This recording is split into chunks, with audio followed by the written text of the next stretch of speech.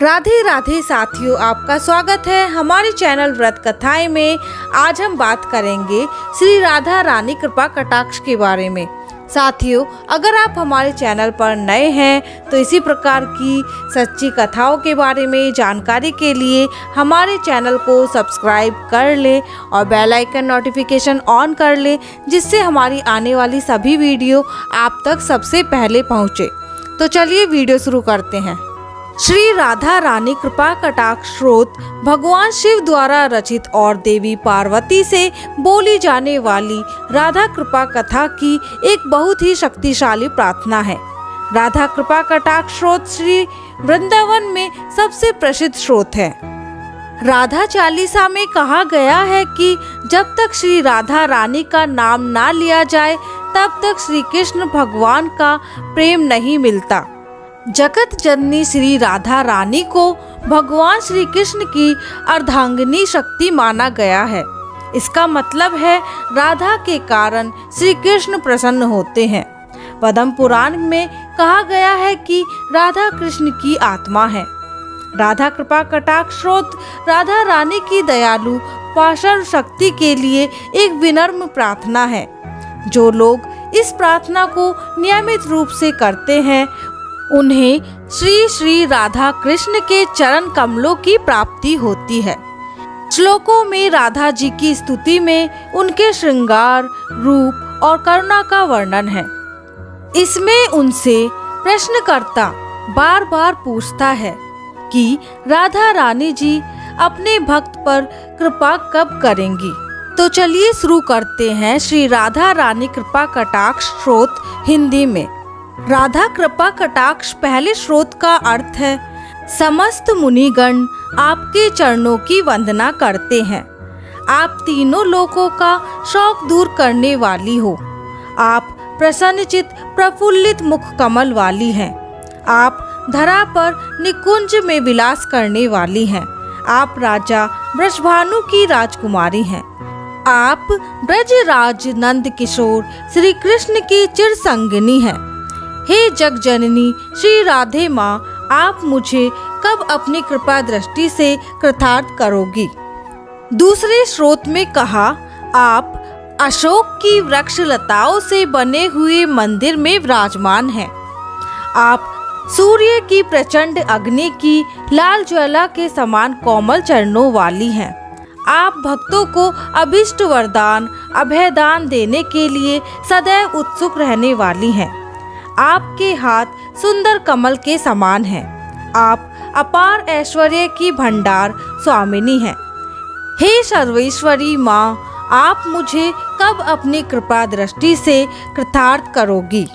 तीसरे स्रोत में कहा, रास क्रीड़ा के रंगमंच पर मंगलमय प्रसंग में आप अपनी बाकी भ्रगुटी से आश्चर्य उत्पन्न करते हुए सहज कटाक्ष रूपी वाणों की वर्षा करती रहती हैं। आप श्री नंद किशोर को निरंतर अपने वश में किए रहती हैं। हे जगजननी वृंदावनेश्वरी माँ, आप मुझे कब अपनी कृपा दृष्टि से कृतार्थ करोगी। हे देवी, आप बिजली के समान चमकने वाली, स्वर्ण तथा चंपा के पुष्प के समान सुनहरी आभा वाली हैं। आप दीपक के समान गोरे अंगों वाली हैं। आप अपने मुखारबिंद की चांदनी से शरद पूर्णिमा के करोड़ों चंद्रमा को लजाने वाली हैं। आपके नेत्र पल पल में विचित्र चित्रों की छटा दिखाने वाले चंचल चकोर शिशु के समान हैं। हे वृंदावनेश्वरी माँ, आप मुझे कब अपनी कृपा दृष्टि से कृतार्थ करोगी। पांचवें स्रोत में कहा, हे देवी, आप अपने चिर यौवन के आनंद में मग्न रहने वाली हैं। आनंद से पूरित मन ही आपका सर्वोत्तम आभूषण है। आप अपने प्रियतम के अनुरोध में रंगी हुई विलासपूर्ण कला पारंगत हैं। आप अपने अनन्य भक्त गोपियों से धन्य हुए निकुंज राज के प्रेम क्रीड़ा की विद्या में भी प्रवीण हैं। हे निकुंजेश्वरी माँ, आप मुझे कब अपनी कृपा दृष्टि से कृतार्थ करोगी। छठवें स्रोत में कहा, हे देवी, आप संपूर्ण हाव भाव रूपी श्रृंगारों से परिपूर्ण हैं। आप धीरज रूपी हीरो के हारों से विभूषित हैं। आप शुद्ध स्वर्ण के कलशों के समान अंगों वाली हैं। आपके पयोधर स्वर्ण कलशों के समान मनोहर हैं। आपकी मंद मंद मधुर मुस्कान सागर के समान आनंद प्रदान करने वाली है। हे कृष्ण प्रिय माँ, आप मुझे कब अपनी कृपा दृष्टि से कृतार्थ करोगी। 7वें श्लोक में कहा, हे देवी, आप जल की लहरों से कंपित हुए नूतन कमल नाल के समान आपकी सुकोमल भुजाएं हैं। आपके नीले चंचल नेत्र पवन के झोंकों से नाचते हुए लता के अग्रभाग के समान अवलोकन करने वाले हैं। सभी के मन को ललचाने वाले, लुभाने वाले मोहन भी आप पर मुग्ध होकर आपके मिलन के लिए आतुर रहते हैं। ऐसे मनमोहन को आप आश्चर्य देने वाली हैं। हे वृषभानु नंदिनी माँ, आप मुझे कब अपनी कृपा दृष्टि से कृतार्थ करोगी। 8वें श्लोक में कहा, हे देवी, आप स्वर्ण की मालाओं से विभूषित हैं। आप 3 रेखाओं से युक्त शंख के समान सुंदर कंठ वाली हैं। आपने अपने कंठ में प्रकृति के तीनों गुणों का मंगलसूत्र धारण किया हुआ है। इन तीनों रत्नों से युक्त मंगलसूत्र समस्त संसार को प्रकाशमान कर रहा है। आपके काले घुंघराले केश दिव्य पुष्पों के गुच्छों से अलंकृत हैं। हे कीर्ति नंदिनी माँ, आप मुझे कब अपनी कृपा दृष्टि से कृतार्थ करोगी। 9वें श्लोक में कहा, हे देवी, तुम अपने घुमावदार कूलों पर फूलों से सजी कमरबंद पहनती हो। तुम झिलमिलाती हुई घंटियों वाली कमरबंद के साथ मोहक लगती हो। तुम्हारी सुंदर जांघें राजसी हाथी की सूंड को भी लज्जित करती हैं। हे देवी, तुम कब मुझ पर अपनी कृपा कटाक्ष दृष्टि डालोगी। 10वें श्लोक में कहा, हे देवी, आपके चरणों में स्वर्ण मंडित नुपुर की सुमधुर ध्वनि अनेक वेद मंत्रों के समान गुंजायमान करने वाली है। जैसे मनोहर राजहंसों की ध्वनि गुंजायमान हो रही है। आपके अंगों की छवि चलते हुए ऐसे प्रतीत हो रही है जैसे स्वर्णलता लहरा रही है। हे जगदेश्वरी माँ, आप मुझ पर कब अपनी कृपा दृष्टि डालोगी।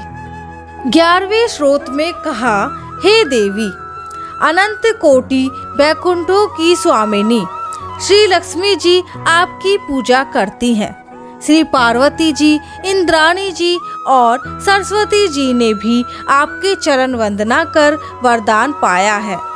आपके चरण कमलों की एक उंगली के नख का ध्यान करने मात्र से अपार सिद्धि की प्राप्ति होती है।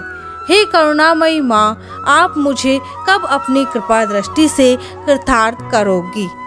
12वें श्लोक में कहा, हे देवी, आप सभी प्रकार के यज्ञों की स्वामिनी हैं। आप संपूर्ण क्रियाओं की स्वामिनी हैं। आप सदा देवी की स्वामिनी हैं। आप सब देवताओं की स्वामिनी हैं। आप तीनों वेदों की स्वामिनी हैं। आप संपूर्ण जगत पर शासन करने वाली हैं। आप रमा देवी की स्वामिनी हैं। आप क्षमा देवी की स्वामिनी हैं। आप आमोद प्रमोद की स्वामिनी हैं। हे ब्रजेश्वरी माँ, हे ब्रज की अधिष्ठात्री देवी, हे राधिके, आपको मेरा बारंबार नमन है। 13वां श्लोक में कहा, हे वृषभानु नंदिनी, मेरी इस निर्मल स्तुति को सुनकर सदैव के लिए मुझ दास को अपनी दया दृष्टि से कृतार्थ करने की कृपा करो। केवल आपकी दया से ही मेरे प्रारब्ध कर्मों, संचित कर्मों और क्रियामान कर्मों का नाश हो सकेगा। आपकी कृपा से ही भगवान श्री कृष्ण के नित्य दिव्य धाम की लीलाओं में सदा के लिए प्रवेश हो जाएगा।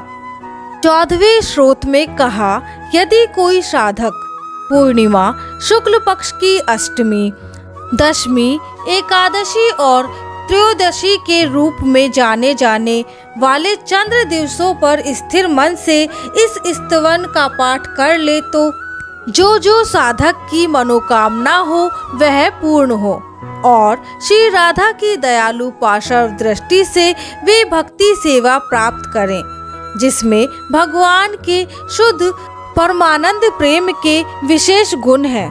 जो साधक श्री राधा कुंड के जल में खड़े होकर अपने जांघों, नाभि, छाती या गर्दन तक इस स्तंभ स्रोत का 100 बार पाठ करे, 17वें स्रोत में कहा, वह जीवन के 5 लक्ष्यों धर्म, अर्थ, काम, मोक्ष और प्रेम को पूर्णतः प्राप्त करे, उसे सिद्धि प्राप्त हो, उसकी वाणी सामर्थ्यवान हो, उसके मुख से कही बातें व्यर्थ न जाएं, उसे श्री राधिका को अपने सम्मुख देखने का ऐश्वर्य प्राप्त हो और श्री राधिका उस पर प्रसन्न होकर उसे महान वर प्रदान करे कि वह स्वयं अपने नेत्रों से उनके प्रिय श्याम सुंदर को देखने का सौभाग्य प्राप्त करे। 19वें स्रोत में कहा, वृंदावन के अधिपति स्वामी उस भक्त को अपनी शाश्वत लीलाओं में प्रवेश दे। वैष्णव जन इससे आगे किसी चीज की लालसा नहीं रखते। इसी के साथ श्री राधा रानी कृपा कटाक्ष स्रोत संपूर्ण हुए। बोलो श्री राधा रानी की जय। साथियों, आशा करती हूँ कि आपको हमारी वीडियो पसंद आई होगी। इसी तरह की वीडियो देखने के लिए और हमारे साथ जुड़ने के लिए हमारे चैनल को सब्सक्राइब करना ना भूलें और हमारी वीडियो को लाइक करें और ज़्यादा से ज़्यादा शेयर करें। मिलते हैं अगली वीडियो में। धन्यवाद। राधे राधे।